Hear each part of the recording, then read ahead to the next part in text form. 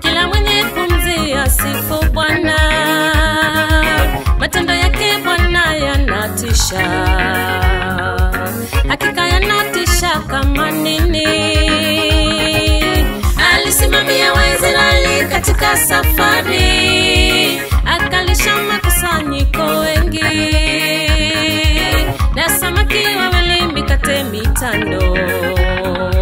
Matendo yake Bwana yanatisha, kila mwenye pumzi asifu Bwana, kila mwenye pumzi asifu Bwana, matendo yake Bwana yanatisha, hakika yanatisha kama nini.